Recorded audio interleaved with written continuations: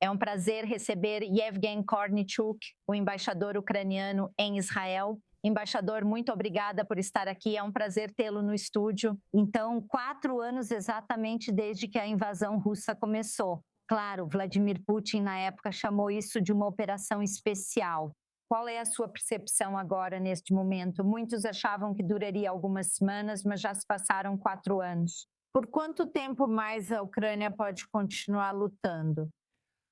Olha, hoje de manhã o presidente Zelensky fez um belo discurso e começou dizendo que estamos basicamente no quinto ano de uma guerra que Putin deveria ter terminado em 3 dias.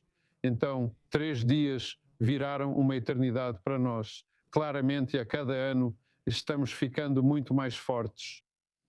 Temos capacidades militares muito melhores e em termos de produção de drones e de mísseis balísticos, etc. Então temos avançado e estamos muito mais otimistas do que estávamos há 4 anos, quando a tragédia começou. A maioria dos nossos parceiros não acreditava que sobreviveríamos, por isso trabalhamos duro. Durante esses 4 anos fui embaixador em Israel, então avançamos muito junto com nossos amigos e parceiros israelenses. Tenho repetido que temos o mesmo inimigo, o Irã, que é apoiado pela Rússia e pela China, em certos termos e de forma clara. Posso-te dar apenas 2 números. Os iranianos venderam balística para os russos nos últimos 4 anos no valor de 4 bilhões de dólares americanos. Recentemente ouvimos sobre a transação em que os russos venderam defesa antimísseis para os iranianos por aproximadamente meio bilhão, e esses são os mísseis e drones que têm sido usados contra ucranianos e contra israelenses. Então, até certo ponto, temos que focar juntos nos mesmos problemas. E fico feliz que nossos parceiros israelenses estejam ouvindo e estão aprendendo com a nossa linha de frente. Eles têm ajudado na medida do possível. E apesar, é claro, das diferenças nas políticas regionais, etc., sentimos o grande apoio das empresas israelenses, do governo israelense, dos amigos israelenses em diferentes níveis. Então tenho sido otimista quanto a isso. O que devo dizer sobre o último ano da guerra é que ele foi muito diferente dos 3 anos anteriores.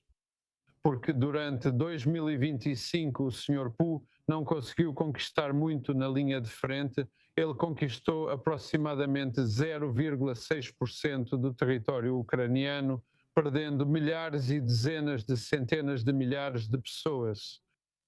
Ao mesmo tempo, ele decidiu atacar a infraestrutura civil para criar frio e ansiedade nas grandes cidades. Então, eu estava em Kiev em janeiro. A maioria dos prédios residenciais estava sem aquecimento, sem água e sem eletricidade.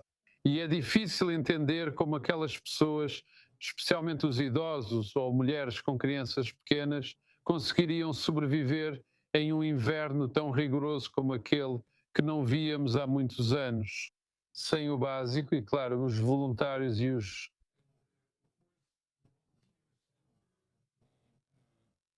diferentes serviços estaduais estão tentando ajudar. Mas suponha que você seja um homem ou uma mulher idoso morando no 20º andar e quando os elevadores não estão funcionando, imagine como você sobrevive com menos 20 graus Celsius. Enquanto você fala, estamos olhando algumas das imagens vindas da Ucrânia, como você disse, durante temperaturas congelantes. Tem sido uma situação devastadora e contínua. Nesse sentido, embaixadora, qual é a sua percepção sobre o papel que o presidente Donald Trump teve ao tentar acabar com essa guerra? Quais são seus pensamentos sobre como seria daqui para frente alcançar uma resolução realista aqui? Nós, como país, temos permanecido unidos e queremos apenas uma paz justa e estável para nós e para nossos filhos. Por isso devo dizer que realmente trabalhamos juntos com o governo dos Estados Unidos e já provamos muitas vezes que a paz estável com garantias de segurança é algo de que realmente precisamos e podemos abrir mão de algumas questões alternativas para receber essas garantias de segurança. Então, durante o último ano do governo do presidente Trump, Infelizmente, se você olhar os números, o número de civis, vítimas e ataques à infraestrutura civil está, infelizmente, aumentando. Eu não diria que isso é claramente por causa das ações dele, mas essa é a realidade. E nós definitivamente queremos que ele volte à sua política inicial, onde ele disse antes da eleição que se a Rússia não parasse a guerra, ele pressionaria mais a Rússia. Se a Ucrânia não quiser parar a guerra, eu não vou fornecer a eles inteligência nem qualquer tipo de equipamento militar. Infelizmente, parece que a maioria dos ucranianos sente que estamos sofrendo muito mais pressão sobre a Ucrânia do que sobre a Rússia, o que não é justo. Às vezes, ao ouvir o presidente Trump, lembro que trabalhei nos Estados Unidos e tenho diploma de Direito do Texas. Então, você não pode ser intermediário em uma situação tão bizarra quando você sabe exatamente quem é o agressor e quem é a vítima.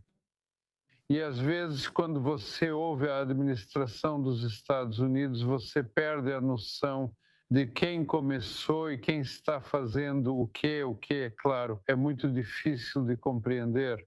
Então, nós realmente esperamos conseguir o cessar-fogo. Eu, pessoalmente, não acredito em um acordo de paz, pelo menos um cessar-fogo, mas um que seja estável para que possamos avançar, porque agora recebemos muito mais apoio dos europeus. Eles entendem, especialmente nossos amigos nórdicos e os países vizinhos, que a Rússia é uma ameaça, não apenas para nós. É uma ameaça para eles, é uma ameaça para toda a Europa, e a menos que a Ucrânia consiga detê-los, eles definitivamente avançarão. Você falou anteriormente sobre a relação entre a Ucrânia e Israel, e como você mencionou, claro, toda a região está esperando para ver o que vai acontecer com o Irã agora. Mas há mensagens interessantes, e Don Tsar, o ministro das Relações Exteriores, tem sido muito pró-Ucrânia em sua posição. Mais recentemente, surgiram questões em relação ao relacionamento entre Benjamin Netanyahu e Vladimir Putin. Quero saber sua opinião sobre isso. Isso te preocupa? Como se sente? Quais são suas preocupações? Fui chamado ao Ministério das Relações Exteriores para declarar minha posição sobre essa questão. Enquanto o primeiro-ministro Netanyahu falava muito bem sobre sua amizade com a Rússia no Knesset de Israel em dezembro do ano passado, eu realmente acredito que os países democráticos devem se orgulhar da amizade com os Estados democráticos e não com as monarquias bárbaras. O que a Rússia é neste momento? E também, depois do que aconteceu em 7 de outubro, depois de tanta coisa, tantas pessoas morreram por causa das armas russas que foram encontradas no Líbano e em Gaza e o forte apoio da Rússia ao Hamas e ao Hezbollah, etc. Acho que todos em Israel entendem qual é o lado certo da história para os israelenses.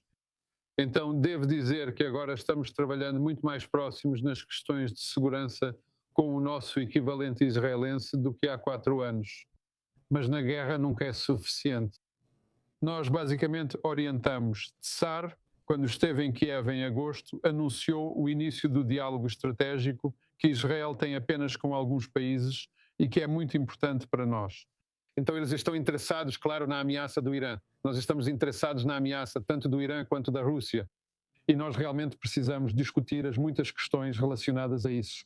Então, incluindo a contrapropaganda que Israel está sofrendo, assim como a Ucrânia, ao redor do mundo, então o nível de antissemitismo está crescendo, tantos outros aspectos. Então estamos planejando iniciar esse diálogo estratégico em Kiev no próximo mês. Dinâmicas complicadas em toda a região, como sempre acontece, mas certamente toda a região espera por um desfecho pacífico. Yevgeny Kornichuk, embaixador ucraniano em Israel, obrigado por estar no estúdio. É um prazer. Paz para Israel e paz para a Ucrânia. Muito obrigada.